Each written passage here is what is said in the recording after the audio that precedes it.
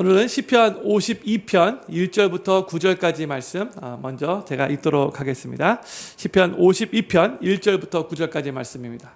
다윗의 마스길 영장으로 한 노래. 에돔의 도액이 사울에게 이르러 다윗이 아히멜렉의 집에 왔더라 말하던 때에 강포한 자여 내가 어찌하여 악한 계획을 스스로 자랑하는고. 하나님의 인자하심은 항상 있도다.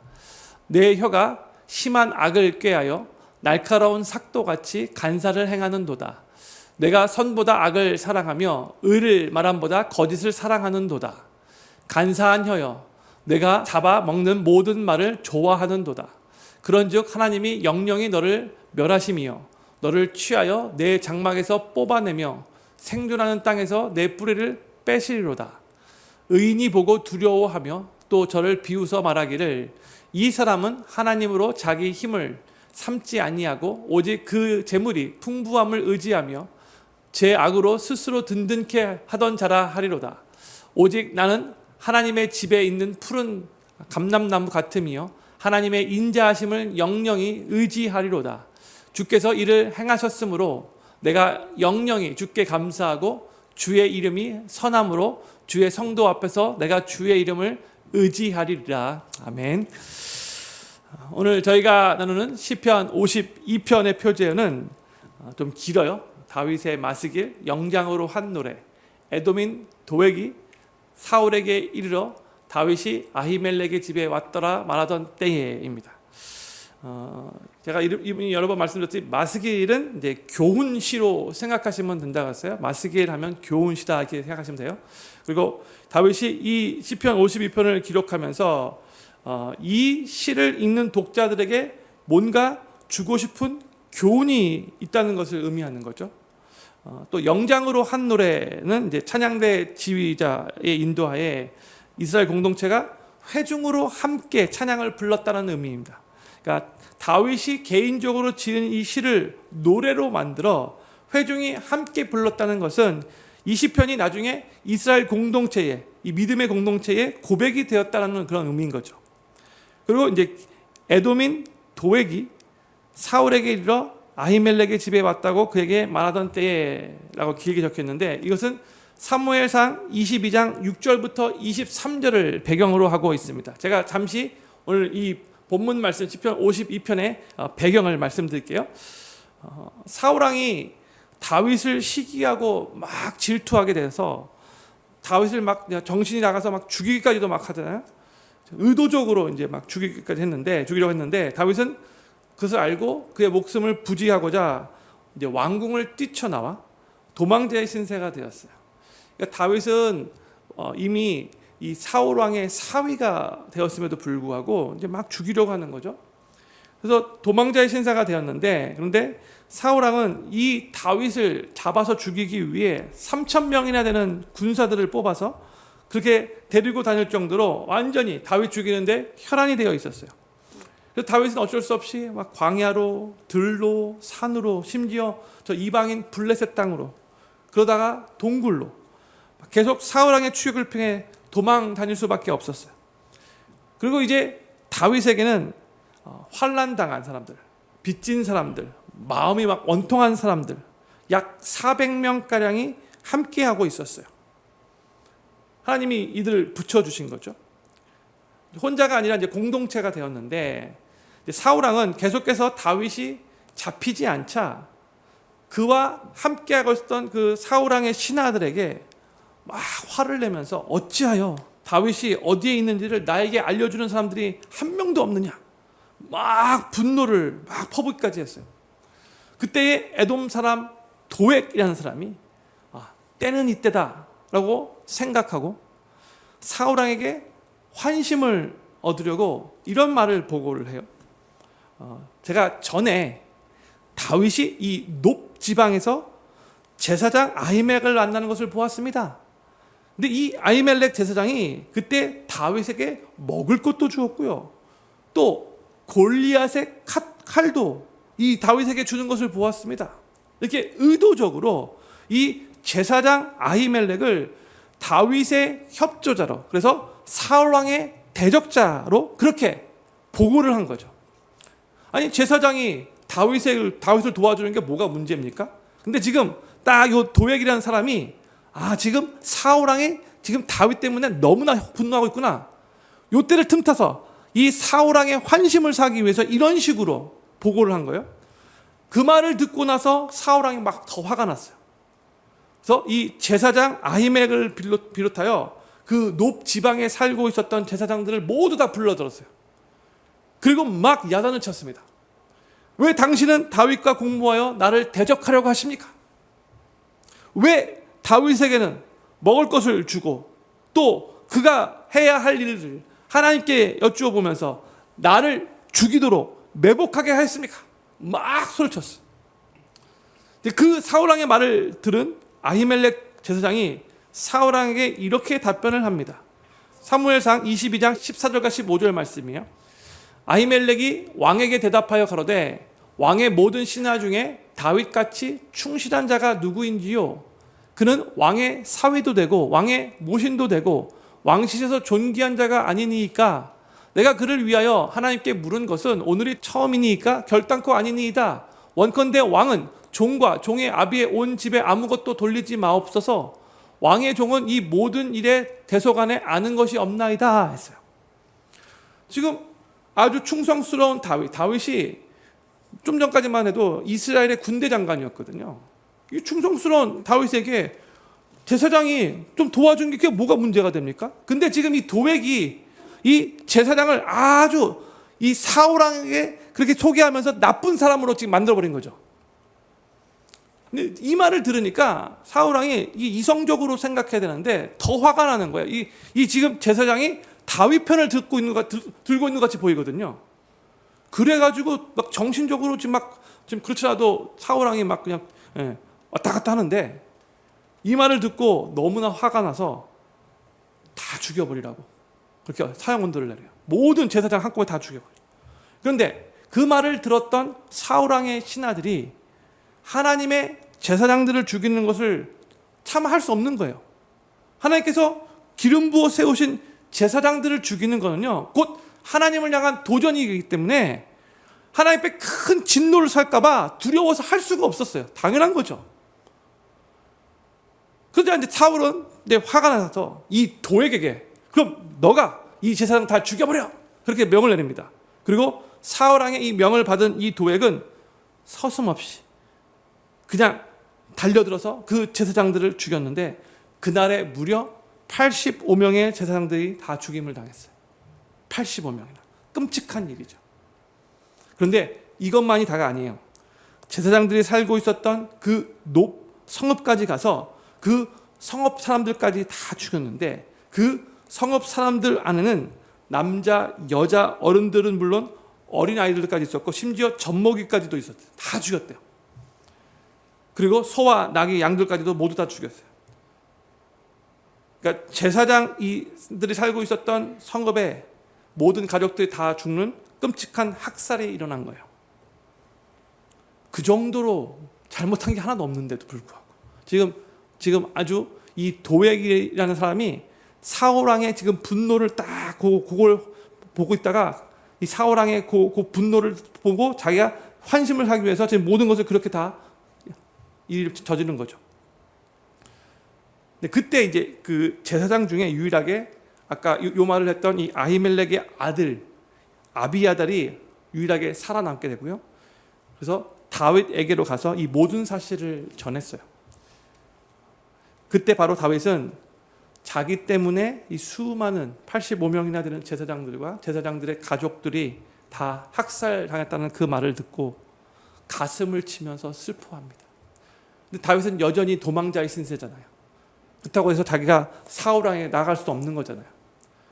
너무나 안타까워. 바로 이 배경 가운데 다윗이 이 시편 52편을 기록한 거예요.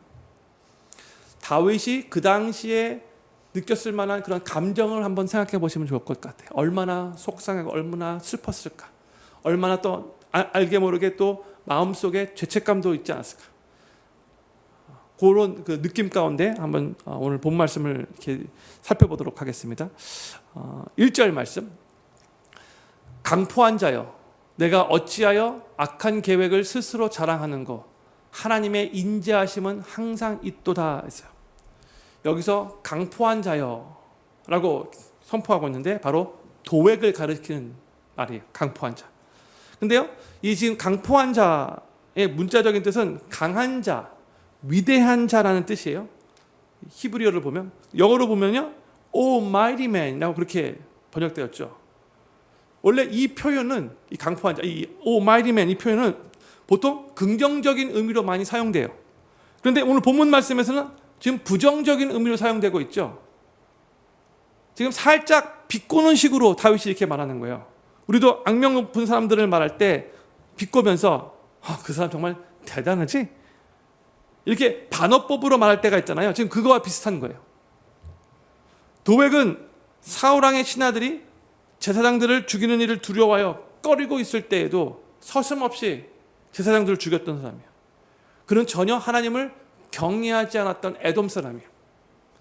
그런데 도액에 행했던 바로 그 일은 한번 세상적인 관점에서 계속해서 성공을 중요시 여기는 사람의 관점에서 보면은 한순간에 지금 왕의 신임을 얻을 수 있는 좋은 기회였다라고 생각이 들 수도 있는 거죠. 그런데 이것은 하나님의 시선으로 볼 때는 정말로 악한 행동이었어요. 그래서 다윗이 지금 하나님께 이 도액의 강포한 악행을 고발하고 있는데 1절부터 강포한 자, Oh mighty man 하면서 비꼬는 식으로 말하는 거예요. 그래서 다윗은 도액에 대해서 강포한 자로 말한 다음에 그는 자신의 악한 계획을 스스로 자랑했다라는 식으로 말하고 있어요. 그렇죠? 어찌하여 악한 계획을 스스로 자랑하는고 이렇게 말했어요. 도액이 사울 왕에게 신임을 얻기 위해서 자신의 그 교활한 그 혀를 놀려서 제사장들을 사울 왕의 대적대로 참수한 것과 또한 그 제사장들을 자신의 손으로 죽인 것에 대해서 지금 조금도 부끄럽게 생각하고 있지 않은 거예요. 오히려 나는 좋은 그러한 기회를 타서 왕의 신임을 얻었다 이런 식으로 생각하고 있는 거죠. 형님들, 하나님을 경외하지 않는 악인들은 영적으로 어두움 가운데 거하고 있기 때문에 자신이 범한 그 악한 행동에 대해서 별로 부끄럽게 생각하지 않아요. 도리어 좋은 기회를 얻었다라고 내가 나름대로 지혜롭게 대처했다라고 자랑까지도 할 수 있는 거예요. 어둠 가운데 거하고 있기 때문에 그래요. 성도님들, 자신의 죄에 대해 부끄럽게 생각할 수 있는 것이 바로 은혜예요. 죄를 짓고 악을 범했는데 그때 그걸 놓고 안타까워하고 부끄럽고 내가 또 하나님 앞에 또 죄를 저질렀어. 그것 때문에 정말 슬퍼한 이게 은혜인 거예요. 악한 짓을 범했는데도 그거에 대해서 so what? 다들 그러는데 이건 내가 좋은 기회를 잡아서 내가 왕의 선심을 살 수 있는 그런 정말 절호의 찬스였어? 이렇게 생각하는 건 정말로 불행한 거예요. 그것은 회개할 수 있는 기회를 자기 스스로 발로 뻥 차버리는 심각한 문제이고요. 이 말은 곧 하나님의 심판이 그의 삶에 임하게 될 수밖에 없다는 거예요. 그걸 의미하는 거예요. 악을 범했는데도 불구하고 그것을 자랑하고 있어요. 그걸 전혀 조금도 부끄럽게 여기지 않고 있어요. 이건 회개해야 될 텐데 회개할 수 없는 거죠. 이렇게 생각하고 있는 한. 그런데 다윗은 악인들이 자신들의 악한 계획을 이제 자랑한다고, 특히 이제 도액을 생각하면서 이 말을 한 건데, 그 말을 한 다음에 이제 그렇지만 1절 후반부에서 이런 고백을 해요. 하나님의 인자하심은 항상 있도다. The steadfast love of God endures all the day. 그랬어요. 여기서 인자하심은 우리가 맨날 말하는 하나님의 헤세드 사랑을 말하는 거죠. 하나님의 인자하심은 항상 있도다. 성도들이요, 이 세상을 살아가면서 억울한 일을 당하고 이해가 안 되는 일을 당하고 정말 너무나 낙심되는 바로 그 상황 속에서도 낙심하지 말아야 할 이유를 여기서 지금 선포해주고 있는 거예요. 다른 게 아니에요. 상황을 바라보면, 되어가는 일들을 바라보면 낙심될 수밖에 없고요. 억울해서 막 속상할 수밖에 없고 막 속이 막 뒤집어질 수밖에 없어요. 그러나 내 감정은 그렇다 할지라도, 상황은 그렇다 할지라도, 그러나 하나님의 인자하심은 항상 있도다. 이것을 붙잡아야 된다는 거죠. 견디기 힘든 상황 속에서도 그 모든 시련과 난관을 극복하며 이겨낼 수 있게 하는 힘이 하나님의 인자하심 가운데 있다는 거예요. The steadfast love of God. 헤세드 사랑이 있다는 거예요. 변함없는 하나님의 사랑. 그래서 믿음의 사람들은요, 평안할 때만, 일들이 잘 풀릴 때만 하나님의 인자하심을 묵상하고 찬양해서는 그때만 찬양하는 것이 아니라 고난 속에서도, 이해할 수 없는 상황, 힘든 상황 속에서도, 억울한 상황 속에서도 믿음의 눈을 들어서 하나님을 바라보며 하나님의 인자하심은 항상 있도다라고 선포하며 그 하나님을 찬양할 수 있어야 돼요. 이게 결국 그 너무나 힘든 시기를 이기며 극복해 나갈 수 있는 원동력이 되는 거예요. 나에게는 그 원동력이 없어요. 근데 하나님의 그 헤세드 사랑을 바라볼 때에 가능해지는 거예요. 2절에서는 강포한 도에게 말이 구체적으로 어떠했는지도 말씀해 주고 있어요. 2절 말씀 같이 읽겠습니다. 시작. 내 혀가 심한 악을 꾀하여 날카로운 삭도같이 간사를 행하는도다 했어요. 지금 다윗은 도에게 말에 날카로운 삭도 같다고, 즉 악한 흉기와 같다라고 지금 말하고 있죠. 도액은 사울왕의 분노를 이용하여 정말 죄 없는 이 제사장들을 학살시키면서까지 자기 자리를 높은 자리로 올라갈 그런 기회를 삼았던 이 도액. 그 도액의 혀에서 나온 간사한 말은 결국 날카로운 칼이 되어 수많은 생명을 죽게 만들었죠. 우리는 우리의 혀에 있는 힘을, 그 위력을 절대로 가볍게 여겨서는 안 돼요. 우리의 혀가 날카로운 칼이 되어 누군가를 찌르고 누군가에게 큰 상처를 입히고 심지어 나의 말 때문에, 나의 혀 때문에 죽음으로까지도 몰고 갈 수 있다는 것을 항상 기억하면서 이 혀를 조심해야 돼요. 정말 조심해야 돼요. 야고보서 3장 6절 말씀, 유명한 말씀인데 같이 읽도록 하겠습니다. 시작. 혀는 곧 불이요 불의의 세계라. 혀는 우리 지체 중에서 온몸을 더럽히고 생의 바퀴를 불사르라니 그 사는 것이 지옥불에서 나느니라 했어요. 보세요. 혀는 곧 불이라고 말하고 있어요. 혀를 불로 비유한 이유가 뭔가? 불은 아주 유익하면서도 강력한 파괴력이 있기 때문에 그렇죠. 불 한번 잘못 나면 모든 것을 다 태울 수 있어요. 그렇죠? 큰 건물도 불 때문에 그냥 다 날아가 버릴 수 있어요. 마찬가지예요. 말조심하지 않으면 불과 같이 모든 것을 다 파괴할 수 있다는 그런 의미인 거예요. 그게 바로 우리 혀예요. 또 이 혀가 온몸을 더럽히고 생의 바퀴를 불사른다라고 하고 있어요. 생의 바퀴를 불사른다가 영어로 보면 setting on fire the entire course of life 이렇게 번역됐죠. 인생의 전 과정을 불태운대요. 그런 의미예요. 그러니까 혀가 한 사람의 전 인격을, 전 인생을 더럽힐 뿐만이 아니라 그 인생의 whole course of life, entire course of 전 과정을 파괴할 수 있다는 거예요. 그게 혀의 위력이에요. 우리의 혀에 이런 힘과 위력이 있기 때문에 우리는 더욱더 우리의 혀를, 우리의 말을 조심해야 돼요. 우리는 죄성을 가지고 있는 죄인이기 때문에 우리의 혀는요, 그냥 가만 놔두면요, 조심하지 않으면요, 기도하지 않으면요, 자연적으로 사람들에게 상처를 입히고 부정적으로 사용되는 경우가 훨씬 더 많아요. 노력하지 않으면. 그러나 하나님께 기도하며 하나님의 은혜를 간구하면서 우리의 혀가 다른 사람들에게 상처를 입히는 혀가 아니라 도리어 사람들을 세워주고 사람들을 살리는 도구가 해달라고 하나님 앞에 간절히 기도하며 그것을 사모할 때에 하나님께서는 이 혀를 가지고 아주 놀라운 축복의 통로로 사용하실 수 있다는 거죠. 그렇죠? 혀는 정말 좋게 사용될 수 있고 정말 악하게 사용될 수 있는 거예요. 말 한마디의 위력이라는 그런 글이 있는데 제가 짧은데 잠깐 읽어 들어갈게요.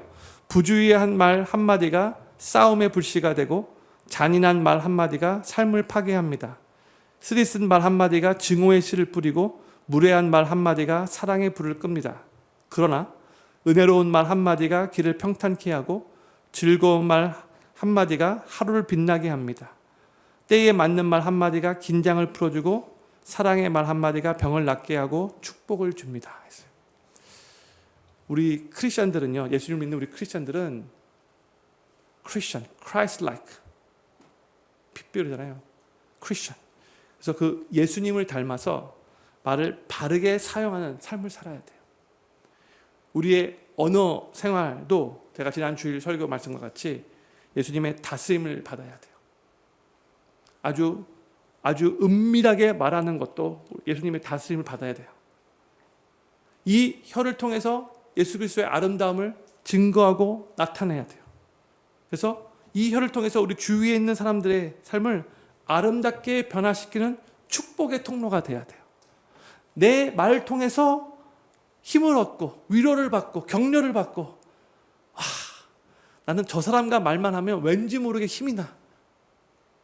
근데 나는 기분이 좋았다가도 저 사람만 말만 하면 왠지 모르게 다운돼. 이면 안 되는 거죠.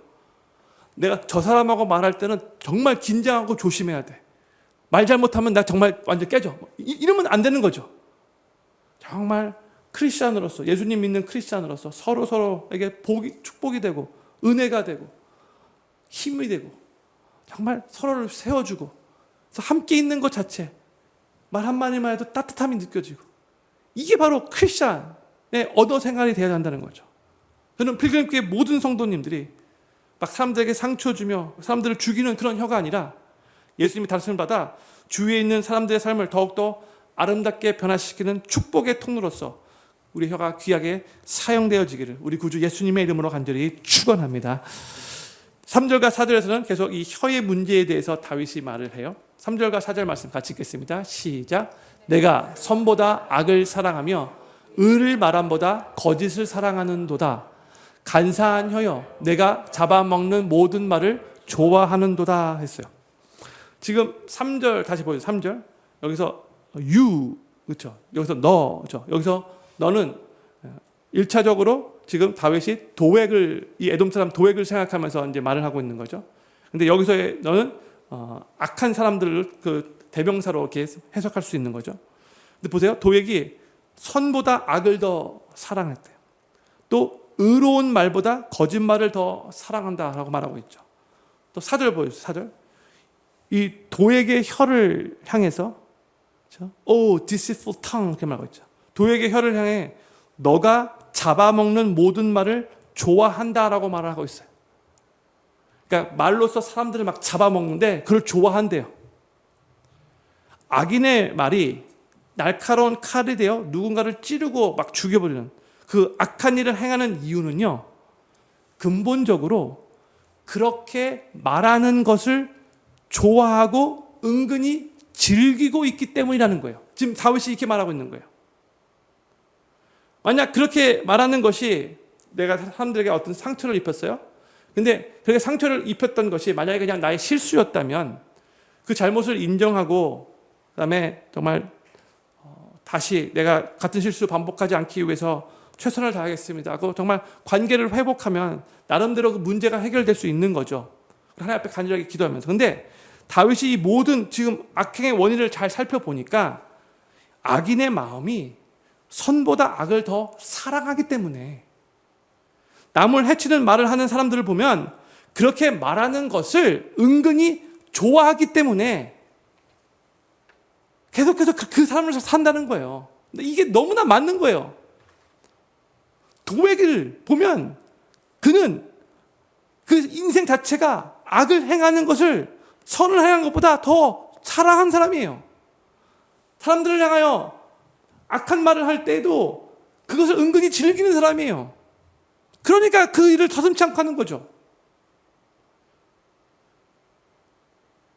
그렇기 때문에 이 잘못된 마음이 바뀌지 않는 한 계속해서 그렇게 말하고 그렇게 잘못된 행동을 하는 것을 은근히 즐기고 있다면 그 악의 문제, 또 간사하게 말하고 사람들에게 상처를 입히는 그 말의 문제는 결코 해결될 수 없어요. 여기 아주 중요한 원리가, 영적인 원리가 있습니다. 악을 사랑하는 자는 결국 악을 행하게 되고요. 주님의 뜻대로 선을 사랑하는 자는 선을 행하게 되는 거예요. 이게요, 정말로 우리가 오늘 마음에 새겨되는 원리예요. 한번 스스로의 삶을 돌아봤으면 좋겠어요. 내가 어떠한 죄를 계속해서 반복적으로 짓고 있다고 생각해 보세요. 거의 대부분 내가 그 죄를 은근히 좋아하면서 인조이하고 있을 거예요. 그렇기 때문에 안 바뀌는 거예요. 그런데 그 죄를 가지고 정말로 하나님 앞에 가슴을 치며 Lord, I hate this. 정말 주님 난 너무 이것이 이제 싫어요. 진정머리가 나요. Help me stop it. 정말 도와주세요. 그런 마음을 가지면 정말로 하나님의 은혜가 임하고 그 안에서 하나님의 도우심이 손길이 임해요. 그런데 우리가 많은 때에 우리가 말도 팍팍팍 해서 사람들에게 상처 입히는 말을 잘 보세요. 그렇게 말하는 스타일을 은근히 좋아해요. 그 성향이에요. 이렇게. 그러니까 안 바뀌는 거예요. 나는 원래 내 성향이 이래. 이렇게 생각하는 거예요. 바뀔 리가 없죠. 그러니까 계속해서 똑같이 사람들에게 그렇게 말하고 그렇게 행동하고 그렇게 상처를 입히게 되는 거예요. 그러면 만약 우리 마음 깊은 곳에 여전히 악을 사랑하고 은근히 그 악을 즐기는 마음이 있다면, 계속해서 사람들에게 상처되는 말하는 거 좋아하고 있다면, 본인은 좋아한다고 말하지 않겠지만 마음 깊은 곳 살펴보면 좋아하고 있는 거예요. 인조하고 있는 거예요. 그러면 계속해서 그 악을 행할 수밖에 없는 거예요. 계속해서 사람들에게 상처 입히는 말을 할 수밖에 없는 거예요. 이런 마음 상태 가운데 있는 사람들에게 꼭 필요한 것은 뭐냐? 그 무엇보다도 하나님의 은혜와 도우심이 필요해요. 사람의 힘과 자신의 그 의지로만으로는 그 마음이 바뀔 수 없기 때문에 그렇죠. 그래서 하나님께 악을 은근히 즐기는 그 죄악된 마음을 변화시켜 달라고, 하나님을 더 사랑하게 해달라고, 선을 행하는 것을 더 좋아하는 마음을 나에게 허락해 달라고, 의를 추구하는 마음을 나에게 허락해 달라고 간절하게 하나님 앞에 기도하며 주님의 은혜를 사모해야 돼요. 하나님께 그렇게 간절히 사모하며 기도할 때에, 그래서 하나님의 근본적으로 우리의 마음을 변화시켜 주실 때에 결국 선을 행하는 삶이 되는 거죠. 저는 필경교회 모든 성도들의 마음이 악을 은근히 사랑하며 은근히 즐기는 것이 아니라, 사람들에게 상처가 될 만한 그런 말을 은근히 좋아하는 게, 즐기는 것이 아니라 하나님의 은혜와 도우심을 간절히 사모하면서 근본적으로 하나님과 같이 선을 더 사랑하고 의를 좋아하고 추구하는, 그래서 결국 우리의 삶에 선으로 많은 열매를 맺어가게 되기를 우리 구주 예수님의 이름으로 간절히 축원합니다.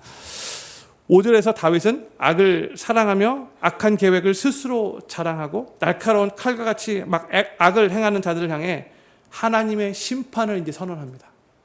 5절 말씀 같이 읽겠습니다. 시작. 그런즉 하나님이 영영이 너를 멸하심이여 너를 취하여 내 장막에서 뽑아내며 생존하는 땅에서 내 뿌리를 빼시리로다.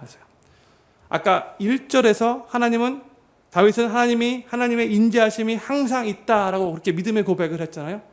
정말 너무나 힘든 상황 속에서도 하나님 바라보며 하나님의 그 인자하심, 헤세드 사랑이 항상 있다라고 고백을 했는데, 여기 5절 보세요. 하나님의 인자하심이 항상 있다라고 믿는 것과 또한 하나님의 악인을 향한 심판이 분명히 있다는 것을 믿는 것은 같은 내용이에요. 같은 말이에요. 하나님의 신실하심을, 그 신실하신 헤세드 사랑을 믿는 사람은 또한 하나님의 공의로운 심판도 있다는 것을 또 믿는 사람이 되는 거예요. 이게 같은 거예요. 같은 의미예요. 이 세상에서 악인들이 승승장구하는 것처럼 보이고, 악인들이 하나님의 심판을 전혀 두려워하지 않고 마음대로 막 하나님을 막 모독하는 말과 행동을 한다고 해서 하나님의 심판이 없는 게 아니에요. 지금 잠깐 하나님의 심판이 그냥 보류되고 있는 거죠. 그들이 행하고 있는 그 악한 일을 통하여, 악한 일 때문에 결국 심판받게 될 거예요. 다윗은 하나님께서 도액을 영원히 멸하실 것이다 라고 선언하고 있어요. 뿐만 아니라 그의 장막에서 뽑아내시고 땅에서도 뿌리채 뽑아내실 거라고 선포하고 있죠.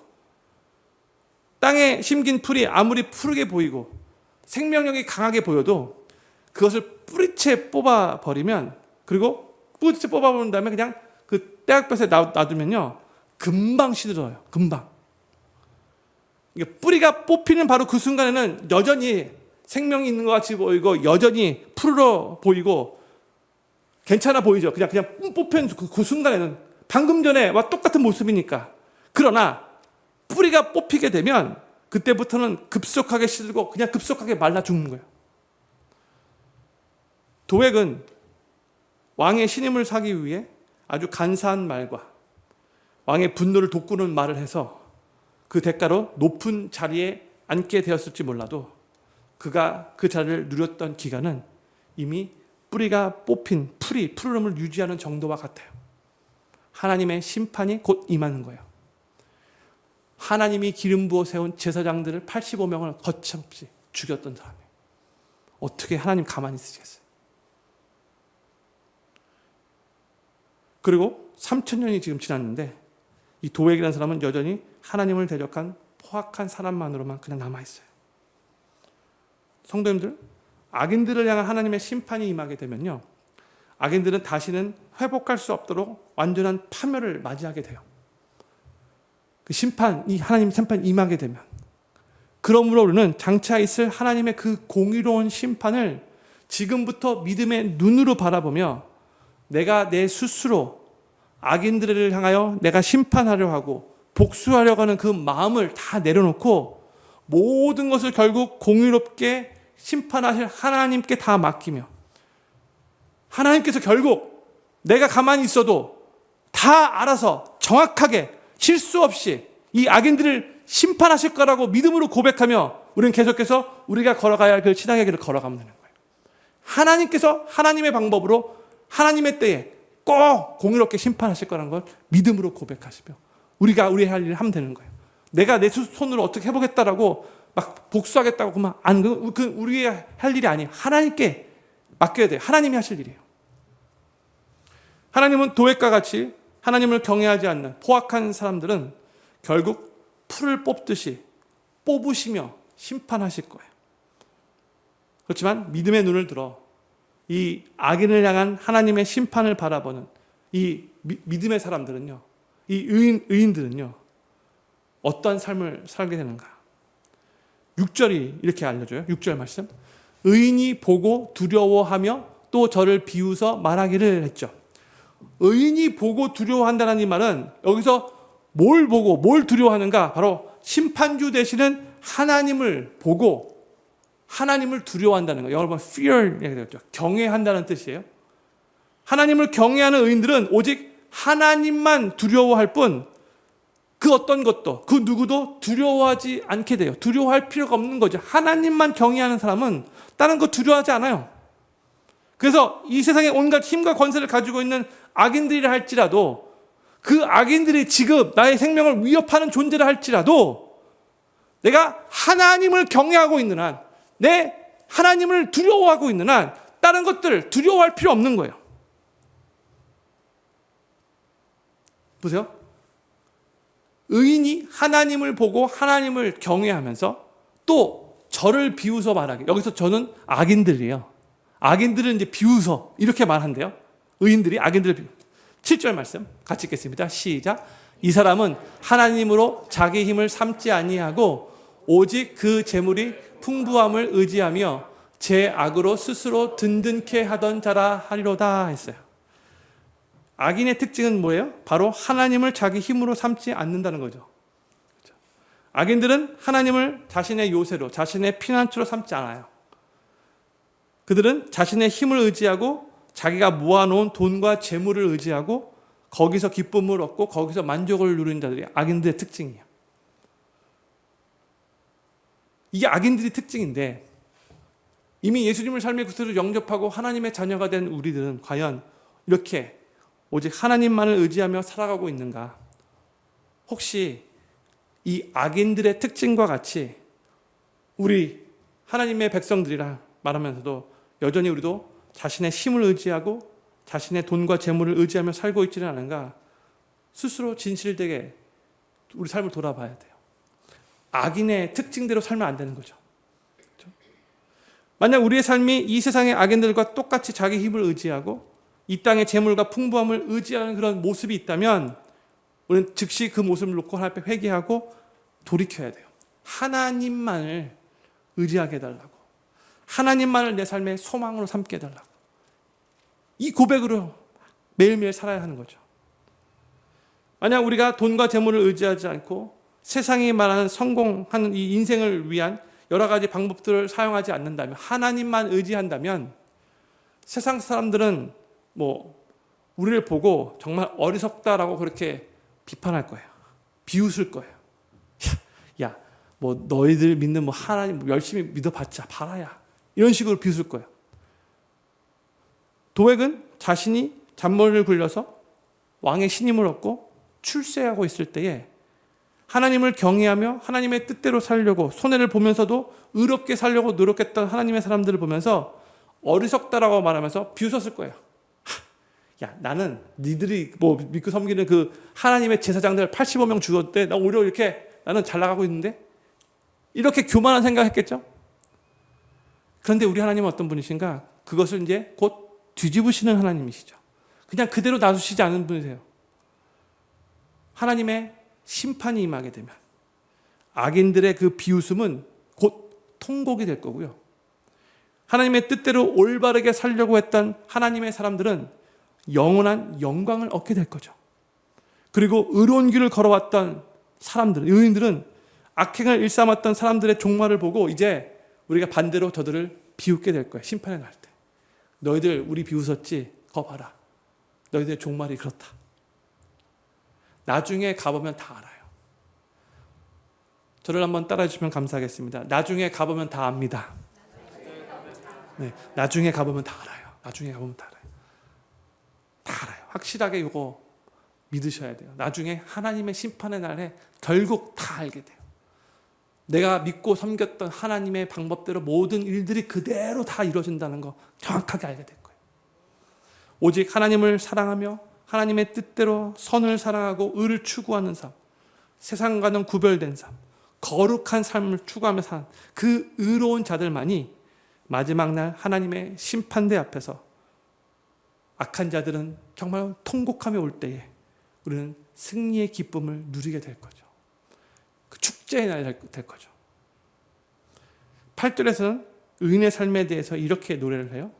8절 말씀 같이 읽겠습니다. 시작. 오직 나는 하나님의 집에 있는 푸른 감람나무 같음이요 하나님의 인자하심을 영영히 의지하리로다 했어요. 여기서 나는 다윗이겠죠? 근데 이 다윗은 그동안의 문맥을 살펴보면 하나님의 말씀대로 뜻대로 살려가는 의인을 대표하는 사람이라고 할 수 있어요. 그래서 다윗은 의인을 하나님의 집에 있는 푸른 감람나무로 지금 묘사하고 있어요. 감람나무는 생명이 넘치고 풍요로 가득한 모습을 나타내요. 하나님께서 사랑하시고 하나님께서 은혜를 베푸시는 이스라엘 백성들을 상징해요. 보통 감람나무 하면 이스라엘이죠. 이 감람나무가 하나님의 집에 있다라는 이 말은 하나님께서 친히 지키시고 돌보시고 기르시는 나무라는 거예요. 그렇기 때문에 그 누구도 이 나무를 상하게 할 수 없다라는 그런 의미예요. 하나님 집에 있는 푸른 감람나무라는 거죠. 악인은 자기 장막에서 뿌리채 뽑힐 그런 운명이겠지만 하나님의 뜻대로 사는 의인은 하나님의 집에 있는 감람나무이기 때문에 생명의 근원 되시는 하나님으로부터 풍성히 모든 것을 공급받아 많은 열매를 맺으며 하나님의 아름다움과 영광을 드러나게 될 거라는 거죠. 하나님의 집에 있는 푸른 감람나무인 거예요. 저는 필경교회 모든 성도님들이 하나님의 집에 있는 푸른 감람나무와 같이 생명의 근원 되시는 하나님께서 친히 지키시고 돌보시고 기르시는, 그래서 많은 열매를 맺으며 하나님의 그 아름다움과 하나님의 그 영광을 드러내는 삶을 살아가시게 되기를 우리 구주 예수님의 이름으로 간절히 축원합니다. 다윗은 계속 사울왕에게 쫓기고 있는 상황이에요. 도망자이신세요. 그런 다윗을 도와주었다는 그 이유로 지금 아히멜렉 제사장을 포함하여 제사장 85명이 죽임을 당했고 그 가족들까지도 다 학살을 당했던 그런 상황이에요. 이 도에게 이 간사한 혀와 그의 악행 앞에서 그 소식을 들었을 때에 다윗이 할 수 있었던 것은 아무것도 없었어요. 그냥 가슴을 치며 울부짖을 수밖에 없었어요. 그러나 다윗은 바로 그러한 상황 속에서도 나는 하나님의 집에 있는 푸른 감람나무 같다라고 지금 선포하고 있는 거예요. 믿음으로 선포하고 있는 거예요. 그리고 나서 8절 후반부에 뭐라고 했어요? 하나님의 인자하심을 영영히 의지하리로다 했죠. 아까 1절에도 하나님의 이 인자하심이 함께 있다라고 선포했는데 또 8절에서 하나님의 인자하심을 영영히 의지하리로다. 헤세드, 변함없는 하나님의 사랑 의지하겠다고 또 믿음으로 고백하고 있어요. 지금 다윗이 마음이 얼마나 지금 감정적으로 힘들었겠는가 우리가 생각하면서 이 시편을 읽어야 돼요. 정말 힘들었어요. 그럼에도 불구하고 지금 최선을 다해서 믿음의 고백을 하고 있는 거예요. 지금 당장 다윗의 눈에 보이는 현실은 슬픔과 고통과 절망으로 가득하다고 할 수 있어요. 그럼에도 불구하고 다윗은 하나님의 인자하심이 항상 있다는 것을 믿고 1절 말 고백이죠. 하나님의 인자하심을 영원히 의지하겠다고 또 고백을 하고 있어요. 이게 바로 우리에게 필요한 믿음의 자세인 거예요. 형님들, 믿음은요, 눈에 보이는 현실을 통해 그 삶의 태도를 정하는 것이 아니고요. 그 현실 가운데 내가 이렇게 하겠다, 이렇게 하겠다, 그 태도를 정하는 게 아니고 하나님의 약속의 말씀을 붙들고 믿음으로 하나님의 일하심을 바라보며 하나님이 어떤 분인가를 기억하면서 그 하나님 때문에 나의 삶의 태도를 정하는 것이 이게 바로 믿음인 거예요. 현실 때문에 내가 처해 있는 상황 때문에 오늘은 내가 이렇게 힘드니까 이런 태도를 갖고 내일은 내가 조금 나으니까 조금 더 나은 이게 아니라는 거예요. 어떠한 상황 속에서도 하나님 생각하며 하나님의 변함없는 약속의 말씀 붙잡고 하나님의 변함없는 바로 그 하나님의 그 성품 붙잡고 하나님의 변함없는 그 인자하심 헤세드 사랑 붙잡고 매일매일 우리의 태도를 삶의 태도를 하나님 안에서 정해나가는 거죠. 변함없이. 그게 참된 믿음이에요. 그리고 시편 52편 다윗이 9절에서 이렇게 고백하면서 이 시를 마무리합니다. 9절 말씀 같이 읽겠습니다. 시작.